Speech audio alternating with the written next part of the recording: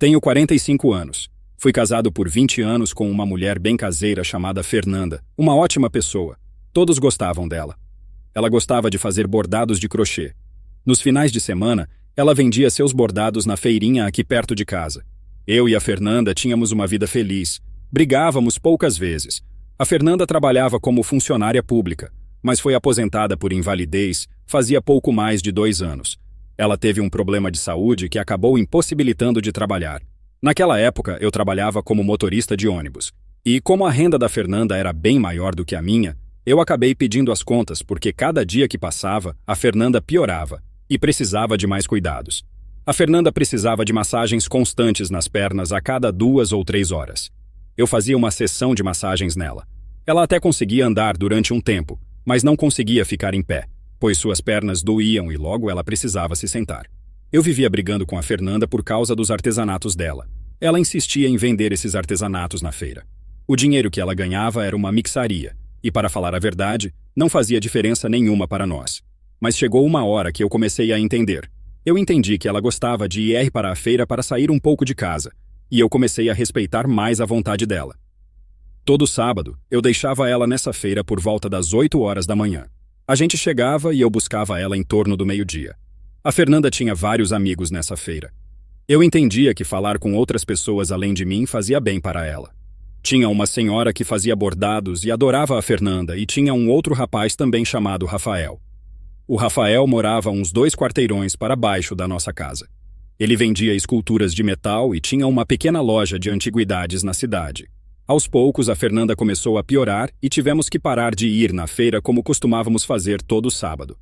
A Fernanda ficou praticamente uns 3 meses na cama sem conseguir se levantar. A Fernanda chorava todos os dias e aquilo me deixava arrasado. Depois de 6 meses, a Fernanda não resistiu e nos deixou. Eu fiquei muito triste. Foram pouco mais de 2 décadas junto com a Fernanda.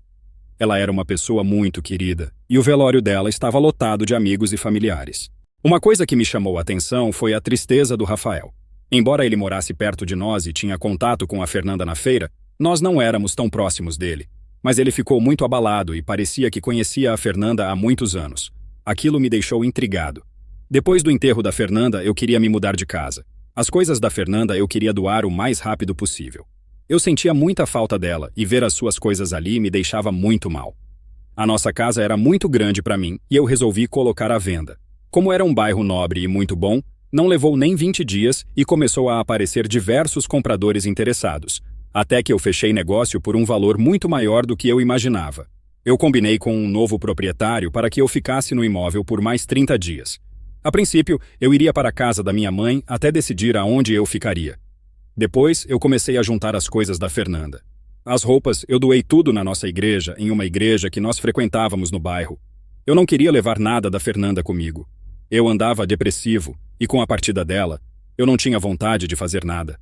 Nós tivemos um filho que faleceu quando ele tinha apenas 4 anos e aquilo abalou muito, tanto eu quanto a Fernanda. E eu jamais pensei que passaria por isso novamente. Eu peguei algumas caixas e sacolas e comecei a separar tudo que eu iria doar.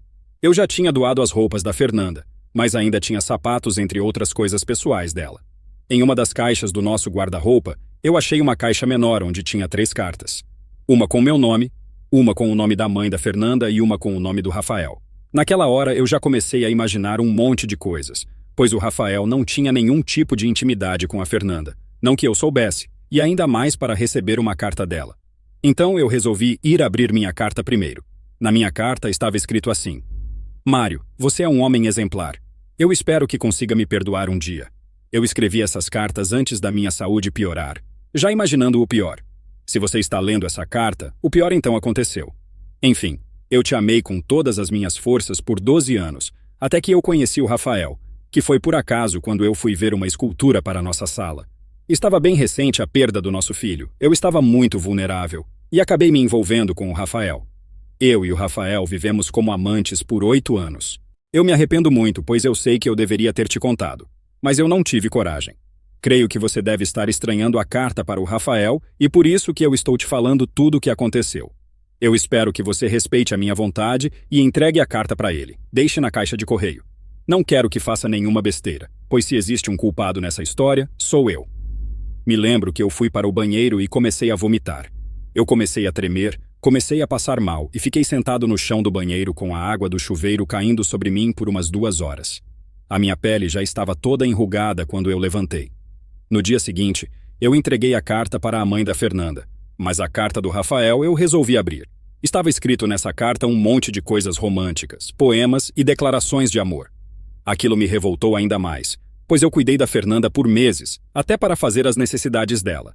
Ela dependia de mim e suas palavras mais doces foram para um homem que tudo que lhe oferecia era sexo. Eu jamais entreguei a carta para o Rafael. Joguei ela no lixo junto com as cinzas da Fernanda. Essa situação toda me fez querer viver mais e, de repente, aquela situação, aquela depressão que eu sentia, foram embora. O que me consolou naquela época, e o que me consola até hoje, foi a bela pensão que a Fernanda me deixou. Além disso, com parte do dinheiro da nossa casa, eu comprei um belo apartamento onde eu moro até hoje. Com a outra parte do dinheiro, eu fiz uma viagem para 8 países, conheci os lugares que eu queria e fiquei passeando por quase 1 ano. Sobre a Fernanda, eu ainda penso nela e eu espero que ela receba em dobro por tudo que fez. Se inscreva no canal e ative o sino de notificações para receber novos vídeos. Até a próxima!